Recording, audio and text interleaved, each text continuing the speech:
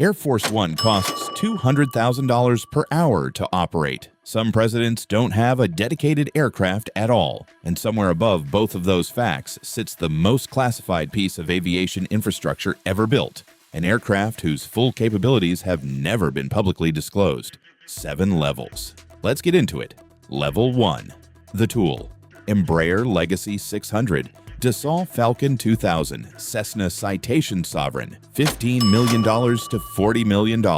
This is where dedicated presidential aviation begins for smaller nations. 8 to 14 passengers, 41,000 to 45,000 feet, range up to 3,500 nautical miles. Enough for Nairobi to London, Singapore to Tokyo, or Buenos Aires to Miami without a fuel stop. The Falcon 2000 lists at approximately $24 million new and is among the most common presidential transports for mid-tier nations. Not accidental, it is the point where an aircraft becomes credible as a head-of-state vehicle without requiring a maintenance infrastructure the country cannot sustain. What it is not is secure. Communications are commercial grade, no countermeasures, no hardened systems, no ability to function if the ground infrastructure below disappears. The aircraft gets the president there. What happens on the ground is someone else's problem. From here, the aircraft stops being transport. It starts becoming infrastructure. Level 2. The upgrade. Boeing 737 BBJ, Airbus ACJ 319, $80 million to $120 million. Commercial narrow-body aircraft, stripped to the frame, rebuilt as flying government offices, stand-up cabins, 6,000 nautical miles of range. Enough space for a president, a full delegation, a press pool, and a security detail on a single airframe. Boeing's presidential conversion divides the cabin into 4 zones: a private stateroom, a senior staff conference area, a delegation cabin, and a rear section for security and crew. The stateroom contains a full-size bed, a private lavatory, and a dedicated communications console with encrypted satellite uplink. Integrating that communication system between Boeing and the purchasing government's Signals Intelligence Agency takes approximately 3 years. 3 years to complete one piece of equipment on an aircraft that took months to build. That is what governments consider the real product to be. What it is not is survivable. No electronic countermeasures, no missile defense. The hardening stops at encryption. From here, the aircraft stops being a statement. It starts becoming a fortress. Level 3. The Fortress. Russia's Ilyushin Il-96-300 PU, France's Airbus A330, Germany's Konrad Adenauer A340, $200 million to $300 million. Commercial wide-body airframes, stripped to the frames, rebuilt as airborne command centers. Conversion takes 24 to 48 months after delivery. Some configurations have never been fully disclosed to the public. The Il-96-300 PU starts at approximately $200 million before a single classified system is installed. Systems integration adds $100 million or more. What that produces: a communication suite that operates independently of any ground infrastructure, electronic countermeasures capable of defeating most surface-to-air missiles, and a hardened command console that can transmit nuclear launch authority at cruise altitude without routing a single signal through a terrestrial relay station. The insight at this level is not technological, it is philosophical. The engineers are not upgrading an aircraft. They are designing a sovereign state that requires aviation authority approval to leave the ground. Every decision, armor plating weight, encrypted cable gauge, command system redundancy, clears both an engineering review and a security classification before it can be bolted to the frame. From here, the aircraft stops being a fortress. It starts becoming a government. If this is landing, hit like and subscribe. Every week, I break down how extreme wealth and infrastructure actually work, not how the brochure describes them. Back to it. Level 4. The Flying Office. India's Air India 1, Boeing 777, China's Air China 1747-8, the United Kingdom's Voyager A330, $300 million to $400 million. Not retrofitted business jets. Complete government infrastructure deployments that happen to have wings. Conversion takes 36 to 60 months after delivery. India's Air India 1 carries not just the Prime Minister, but the full operational apparatus of the world's largest democracy conducting state business from the air. a presidential suite, a cabinet conference zone, a secure communication section, and enough encrypted bandwidth to chair a full cabinet meeting at cruise altitude, with every minister participating from the ground. The communications integration between Boeing, the Indian Air Force, and India's Signals Intelligence Directorate took approximately 4 years to complete. 4 years of coordination between 3 sovereign entities to produce a single system on a single aircraft. From here, capability and comfort stop being separate conversations. At level 5, the aircraft stops being a tool of government and becomes an expression of it.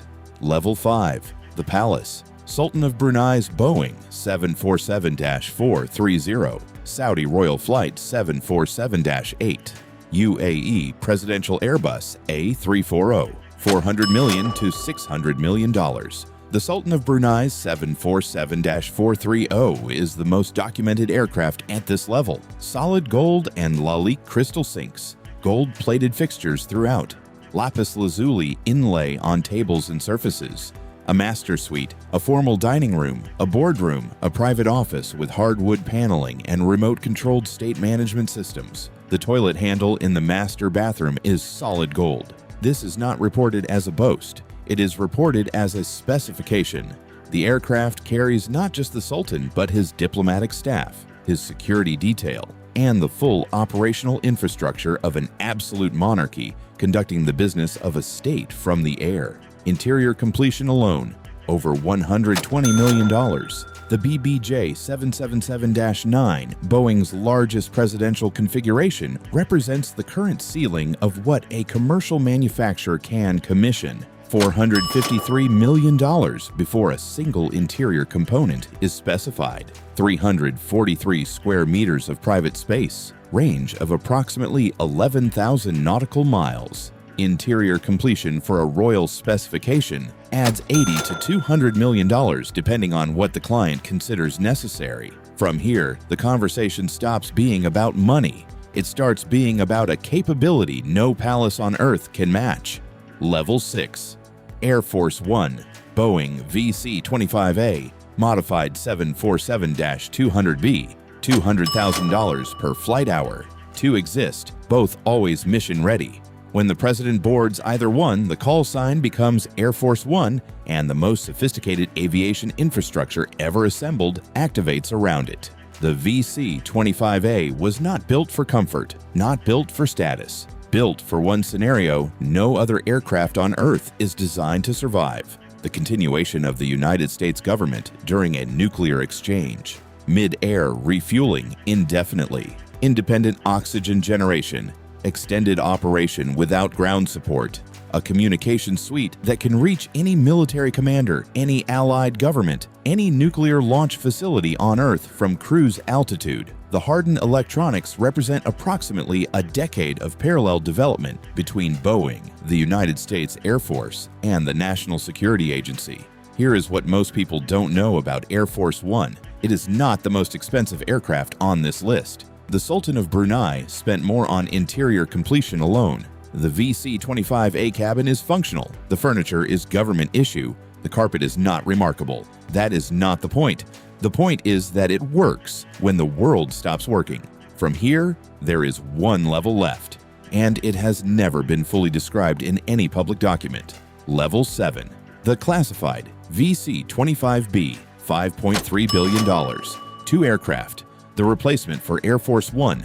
Boeing was awarded the contract in 2018. The program has been delayed. The costs have risen. What the finished aircraft will contain beyond what has been publicly announced has not been disclosed. Not because the government forgot to file the paperwork, because some of what it will be able to do is not information the public is cleared for. The VC-25B rebuilds the VC-25A's capabilities on a 747-8 airframe. Larger cabin, more range, lower operating costs, updated electronics. The classified systems integration between Boeing, the United States Air Force, the National Security Agency, and the Defense Advanced Research Projects Agency represents the single largest institutional investment in a single aircraft in human history. Picture this. You are the President of the United States. You have just been told a nuclear exchange has begun. The aircraft around you is the most capable flying object ever built. Communications work. Command authority intact. Outside, nothing. The aircraft is not traveling to the seat of government. For the next several hours, it is the only seat of government that matters. Here is what connects the Falcon 2000 at $24 million and the VC-25B at $5.3 billion. Both exist for the same reason.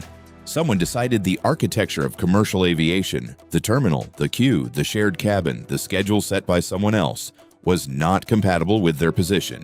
The $24 million decision is practical. The range is adequate. The communications are sufficient. The $5.3 billion decision is not primarily practical. It is a declaration that the world will be arranged around this person's survival rather than the other way around. The aircraft was never the point. The continuity of what it carries is.